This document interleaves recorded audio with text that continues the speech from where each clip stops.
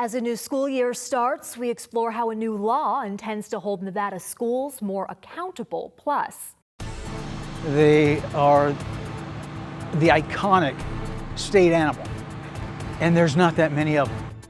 protecting the desert bighorn sheep.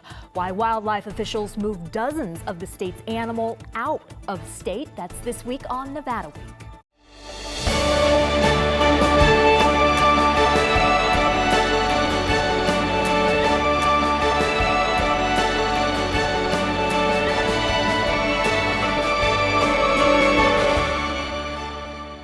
Support for Nevada Week is provided by Senator William H. Hernstedt.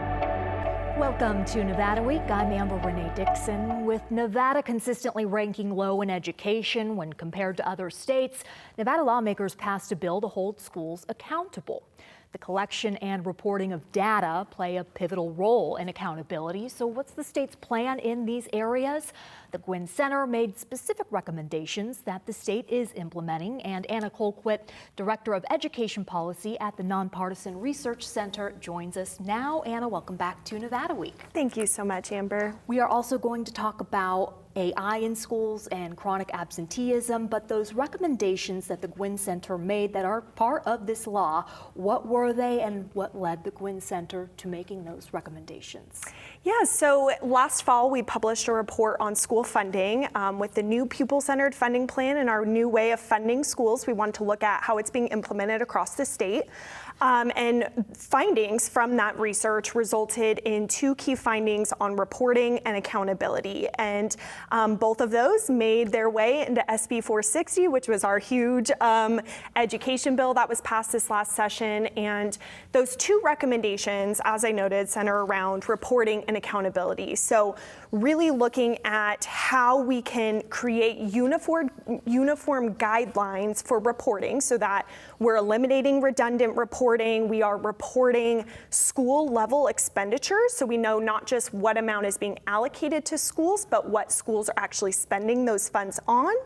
And then the second one was on centralizing a data system to make sure that that data is accessible for all people to look at how those funds are being spent. And how did you determine that those were needed? Yeah, so when we interviewed through this research project, we interviewed district level administrators and then school principals, and we asked a variety of questions around how this new funding model is really playing out. And the way that really these two recommendations came about was in our difficulty obtaining the data to know how these funds are being both allocated and spent. And so the data accessibility piece stemmed from that, of our inability to access the funding information. And then in terms of reporting, that came up several times, of just district burden and the amount that's required of them to report, and then the frequency in which they were required to report. And this was an issue that we came across when we did a story on exclusionary discipline and found that how that's recorded across schools in this state is different. It's hard to compare when you don't have that uniformity. So funding accountability, how can you determine whether a school's use of money is appropriate? Yeah, great question. So it's a common thing that we talk about with, Nevada school funding is much lower than the national average, about $4,000 per student below the national average and the expert recommendation for, what is adequate funding. And we talk about that a lot. But then the follow-up question is usually, well, what are we doing with the funds that we do have? And are we ensuring that we are making the most of those funds? And both questions are worth asking and worth exploring. And so from the accountability standpoint, I think there's kind of twofold pieces of accountability. One is the fiduciary accountability piece to ensure that we are spending the funds in the most effective way. So when, and one piece of this that kind of shifted with the pupil-centered funding plan and the introduction of it is that we are now allocating funds to different things than we were before. So now we have this at-risk population of students where funds are being specifically allocated for these students. we need to make sure that that money is reaching those students. And our way to do that is through reporting and accountability metrics. So really rethinking that and ensuring we have that structure in place to hold our schools accountable for that funding.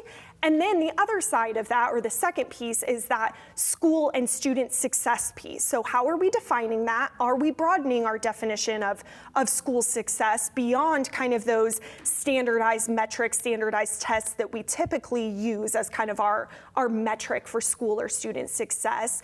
And what are the other things that we can consider in that equation to say, yes, this student is successful, or yes, this school is successful? And those definitions are changing. Can you paint a picture of, let's take graduation rates, for example, and students who are determined to be at risk of not graduating? How are you going to figure out if funds are being appropriately used to address that issue? Great question. And actually through our research, that was something that came up quite often, as principals or district administrators feeling this sense of uncertainty on how those funds should be spent. How should we be spending these funds? What are good interventions? How do we target this population of students and actually see an increase in their success, however we're defining that, and a reduction in the amount of students that are at risk of not graduating? And so I would say most of the programs are pretty synonymous with student engagement, chronic absenteeism interventions. They're pretty synonymous with that. But in addition to that, it's looking at what are the actual metrics that we want to say, yes, these things lead to increased graduation rates. And I don't think we're quite at that place yet where we have a solid set of those metrics to equate the two. You mentioned chronic absenteeism. The Gwynn Center just released the third part of a three-part series on that, and that has recommendations from principals across the state as to how they have fought that issue. What was surprising to you in your research on that topic, and what leads to a student becoming chronically absent? Yeah, so as you mentioned, we recently released the third part in a three-part series on chronic absenteeism. We looked at national trends, what's happening in Nevada, innovative practices, as you mentioned, from across the state. We always love to highlight when schools are doing something innovative and new and different to tackle issues, and so that was the goal with that. With chronic absenteeism, we know it's a huge issue in education. The national average is about 23% of our students are chronically absent. In Nevada, it's significantly higher at 25.6% of our students that are chronically absent. Why do you think that is? It's a huge issue, and what we learned in that research is that there are a lot of factors that contribute to a student being chronically absent. And maybe an interesting finding to me is the way that those factors interact with each other. So you take a factor like food security, and a student who is food insecure is 57% more likely to be chronically absent than their food secure peer. Then you take a student with a disability, that is, students with disabilities are 36% of them are chronically absent. You look at a student who is both food insecure and has a disability, what is their likelihood of being chronically absent? It is very high. And so you look at the way that these layers really, or these factors really compound when you start to add them up, and how can we tackle those at the school level? I believe I read in your report that AI is being used to identify chronically absent students and start to address it. AI in schools across the country, you're examining that, and what have you found? Yes, so we released a report on AI in higher education earlier this year. We are also releasing a report on AI in K-12 in the fall, which will hopefully capture kind of the risks, benefits, what's happening on a national basis with AI.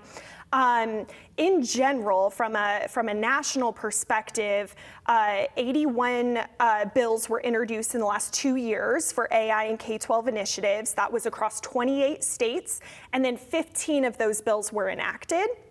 In Nevada, we had one bill related to AI in K-12, and that was AB 406, which prohibits AI from replacing mental health professionals in schools. And so we know that this is a federal priority with AI literacy and professional development in schools. Most of the bills that were introduced and passed related to things like governance, so making sure that we have some human oversight and task forces potentially over AI initiatives, curriculum and digital literacy initiatives, and then, of course, privacy and security and those things. And that bill that you mentioned in Nevada, it did pass. What was the argument for it?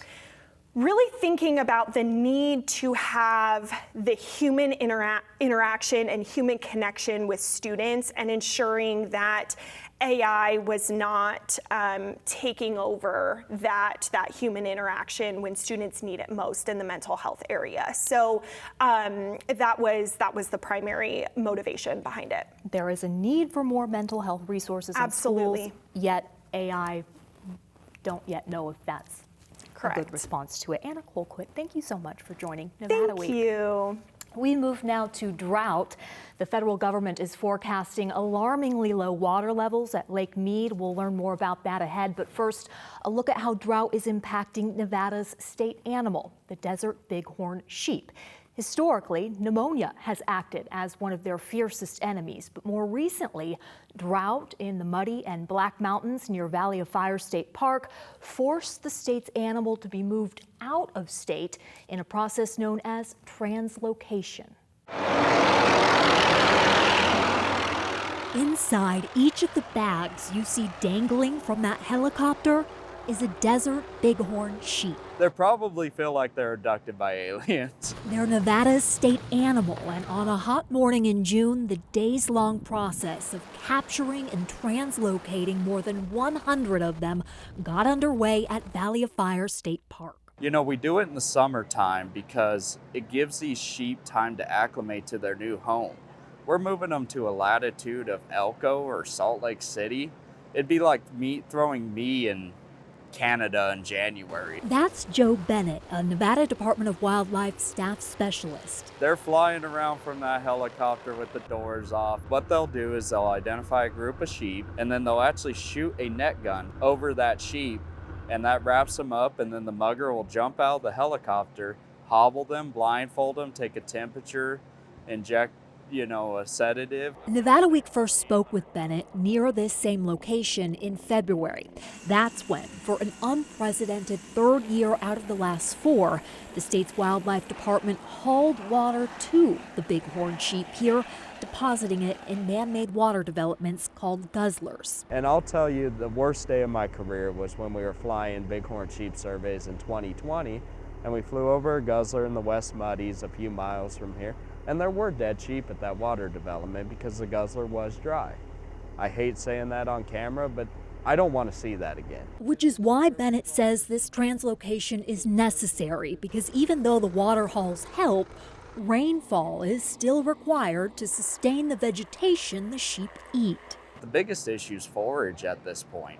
So what I would say is by removing sheep, you're actually going to see a positive response from the other sheep because there's less competition for resources or groceries. And Bennett says the 139 sheep that were removed stand to benefit as well. They're going to be in lush, belly-high grass. I wouldn't be surprised if in a year these sheep don't put on 30, 40 pounds. After the helicopter released the sheep, recording their weight was the first step these teams took before carrying them inside this tent for a thorough evaluation. In here is where veterinarians, volunteers, and biologists are all working together to collect samples, blood samples, fecal samples, nasal swabs, tonsil swabs, all of this to determine whether these sheep have any diseases. The biggest risk factor for mortality or death is pneumonia. A lot of herds have declined due to that bacteria, and we're trying to repopulate those areas. Virginia Stout is a wildlife veterinarian for the Utah Division of Wildlife Resources. Once she and her staff determined that these bighorn sheep did not have pneumonia, they transported a portion of them back home. It's exciting to actually have that opportunity to have more sheep on the landscape and be able to move them around Utah. The other sheep went to the Tobin and Cortez ranges in northern Nevada. Patrick Cummings was part of the crew that loaded them in the trailer to be towed there. Let's start off with the scratch on your face. The scratch on my face. What happened? I didn't.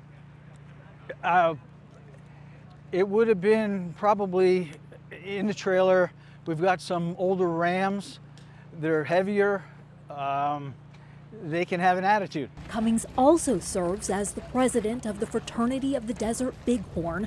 Founded in 1964 in Las Vegas, the nonprofit donated $100,000 to this capture and translocation. The hunting company, QU, contributed $200,000. We only donate to projects that are creating or solidifying hunting opportunities. The state's wildlife department estimates that this project cost $1.2 million in total. Donations, excise taxes on guns and ammo, and hunting tags made up its funding. It's a lot more than just a hunting opportunity. It's potential. I have a son who's 12 years old. You do projects like this, so someday he could potentially draw a tag. And while it may seem strange wanting to hunt an animal that you're also trying to save, So conservation is a complicated thing. subjecting it to stressors that could kill it, The rigors of capture, it is an experience that is very difficult for any animal to endure. Cummings says it's about resource management and population control. I do not like what the sheep have to go through. I really don't. But I think in a broader sense, what it's going to do for the eastern segment of this desert bighorn population in the Muddy Mountains, on balance, it's a good thing. Cummings said this knowing that some of the sheep captured here would likely die. Capture myopathy, which is a catch-all term really, that describes all the rigors of capture, can rear its ugly head when the animals are released weeks later. So in other words, they're compromised. They may not really look like it. They may actually even get out of the trailer and run to everyone's satisfaction. But the animal has already sustained enough damage that it'll succumb or be predisposed to where it can't evade predation. You're looking at video from the bighorn sheep's release in the Cortez range. The Nevada Department of Wildlife says 2 sheep ended up dying there, one from the repercussions of a broken leg, while a mountain lion killed the other. In total, the department says 6 of the 139 sheep captured passed away. That's a mortality rate of just 4%, and the cost of conservation, says Cummings. They are special. They are the iconic state animal. And there's not that many of them. In order to stabilize the bighorn sheep populations that pneumonia has ravaged and prolonged drought now threatens. The Nevada Department of Wildlife says it may haul more water to the guzzlers near Valley of Fire as soon as this month. Our drought coverage continues with the U.S. Bureau of Reclamation projecting historically low levels of water at Lake Mead. What that means for local water restrictions. Alan Halali, water reporter for the Las Vegas Review-Journal, joins us now. Alan, how low are these levels? Yeah, I mean, that's the hot topic right now. Down in 2022, we had the historic low of 1040, which is when all those national headlines were generated, when the bodies came up to the surface, you could say, literally. So, yeah, I mean, shouldn't laugh about it. And this most recent projection is there's a high, middle, and low that is always released every month. And the middle one, that's the most probable, did show us going below that 1040 level again. And that has big implications for us here in Southern Nevada. Lake Mead is our main water source. It's where we source 90% of our entire water supply. So it should be something that we pay attention to, especially as it pertains to how we're implementing these water restrictions locally. And those projections are over 2 years, Correct. right? So when is it projected that it I believe will get it's that? June 2027. 2027. Okay. As for watering restrictions right now, they will be determined in August if they change, correct? How do they stand to be impacted by this? Right, so if you talk to the Southern Nevada Water Authority, they're going to tell you that we are completely prepared for any level of shortage that is put forth by within the law.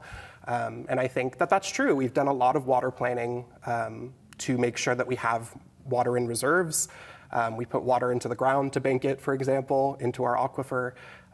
And there's reservoirs throughout the valley. So we're well prepared. And But do you foresee those restrictions changing next I don't. month? We're going to just probably see what is known as the Tier 1 restriction, which is pretty par for the course for where we've been. We dipped down into a Tier 2 projection a couple years ago. But yeah, it's interesting to think about, Nevada is afforded the smallest amount of the river of any state. And we're kind of lumped in with California and Arizona in the lower basin. So it's interesting to see how that plays out here locally, as we are a relatively smaller community compared to California or Arizona. Who is hurting the most from the water restrictions that are currently in place? Right, so there's been a lot of controversy, I think, about how we're really apportioning these water restrictions. The Las Vegas Valley Water District has, since 2023, charged its users what they call excessive use charges. That means that above a certain rate that changes every month, they are charged this flat fee that is meant to rein in those, top 10% of the water users, your casino bigwigs or folks that are living in these large lots. But there has been some criticism of that because it's affecting families as well. Folks that have these larger lots, they're saying that it isn't quite, calculated in a fair way, in their opinion. There's this group called the Water Fairness Coalition that has been kind of championing some of those reforms and going to those public meetings and making their voices heard. There's actually a lawsuit that was filed yesterday where a Summerlin lawyer went back and forth with the Water Authority, and it's really one of the first legal challenges we've seen to these excessive use charges that have been so controversial. In a way, it's like this controversy is boiling over. And they're even considering a class action suit to get some of that money back because they don't think that these restrictions are being enforced in a fair way. And that lawsuit is some of your most recent reporting. What is this person claiming? What is the basis of this lawsuit? Well, according to this lawyer, because there is no appeals process to a formal appeals process to these excessive use charges, he thinks it's a violation of the Nevada Constitution. So if I am charged an excessive use fee, right, I have no way of appealing it. No, you don't. What the water district will tell you is that they'll come out to your property, assess your property for leaks, and will want you to change it. But somebody like this lawyer, Sam Castor, who really the answer was he just had a lot of grass on his property, which in many people's opinion does have benefits to combating heat islands and making sure that we're staying cool in the desert. It was a lot of back and forth, and there are remedies that the water district does offer to, fix leaks on your property, and they will help you, but it does seem like some residents do get stonewalled when, they really do try and in good faith fix what's happening on their property. And the Water Authority has made it seem like top 10% of water users within the state, that's who they're going after. And who fits into that category? It really runs the gamut, I think. There are folks that regularly grace the top 10 water user lists that comes out every year. One of them being, for instance, Dana White. And there's even the Sultan of Brunei has a home in Las Vegas. I'm so glad you brought that up. Who is the Sultan of Brunei? He's a royal that is from the country of Brunei, and he does have a home here in Las Vegas that really does top that list every year when it comes out. So it's really those folks that the Water Authority is trying to target with these fees, trying to, they do acknowledge that they're punitive and that they're not meant to be something that they charge over and over again. But for those, really high water users that don't seem receptive to other measures, it's just another way to generate revenue for conservation, in their opinion. You brought up Nevada's role in the Colorado River, the current operating guidelines for all 7 states that utilize that river. It expires at the end of next year, end of 2026. So negotiations have been underway. Where do they stand? It's not looking good, Amber. I think there's a lot of factors at play here. All of these meetings happen behind closed doors. And for those who don't know, every state in the basin, there are 7 of them. Their governor appoints a czar who is responsible for negotiating on behalf of that state's interest. That for us is John Ensminger, the general manager of the Water Authority. And, it is hard to really get a peek into this process. It seems like, there has been a general sense of receding from the public. All the negotiators generally will meet at the conference in Las Vegas, the Colorado River Water Users Association. They declined to do that for the first time in decades, as I understand. That's an indication of it not going well. It's not going well, and the same thing happened in Colorado with the Getchins-Wilkinson conference. They didn't even go to that one. And some of your most recent reporting about this topic mentioned a divorce. Right. What do you mean by that? As I understand it, this proposal, which the details are still being ironed out, but it's something that they're all considering, is the lower and upper basin would essentially only their only tie would be releases from Lake Powell, which is based on a 3-year average from Lee Ferry.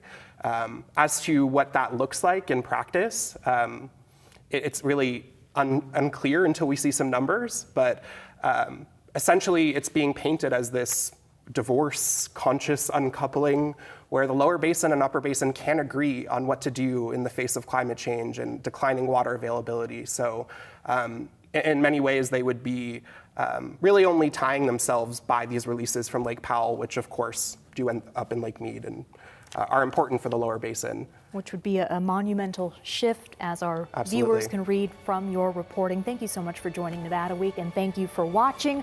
I'll see you next week on Nevada Week.